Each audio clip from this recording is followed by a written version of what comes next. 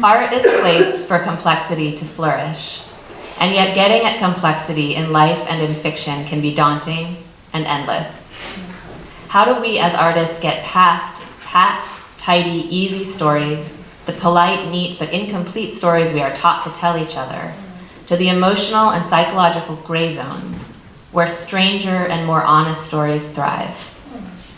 Aristotle observed that art imitates life, and when you really think about that, it's an incredibly challenging task.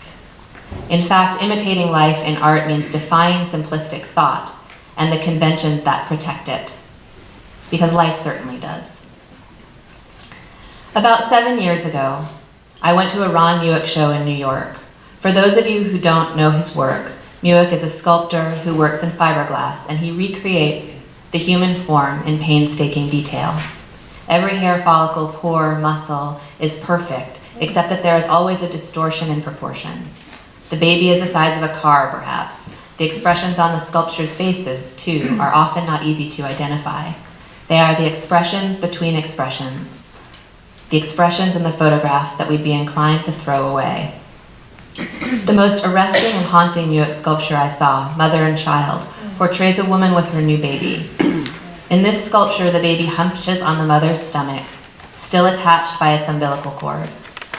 The mother lies naked on a table, legs splayed. The infant is a shade of red, its face scrunched. The mother, whose white body contrasts strongly with her child's, looks as though she has been caught unaware. She does not shine beatifically, she does not radiate, she looks tired, sweaty, detached, and a little frightened.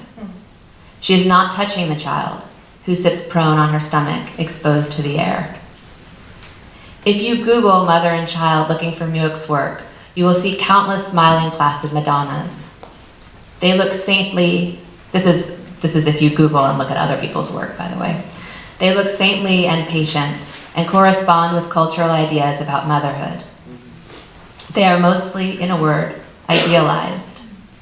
But becoming a mother, like all drastic human thresholds, is complicated, subjective, traumatic and beautiful at once, like death or love, or most any human experience. It defies flattening the moment we stop to inspect it. It is terribly refreshing to see, through Mueck's eyes, what appears to be a more restless, questioning, revitalized portrait of that critical moment, the moment a woman with real uncertainty on her face confronts the enormity of what she's brought forth. In our day-to-day lives, we cannot be expected to ponder all of the half-truths, complexities, and dark matter that exist in every moment.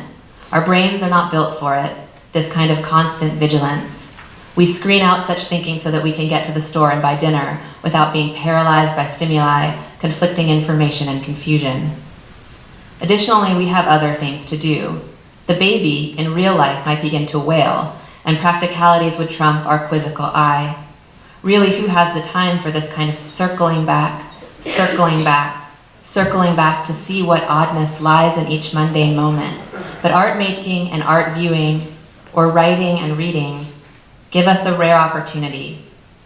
As writers, we can look again at life, at objects of the imagination, at fantasy, to deeply explore something we might not have the time, energy, or psychological strength to interrogate if it were directly in front of us. And as we are about to see, the payoff can be enormous.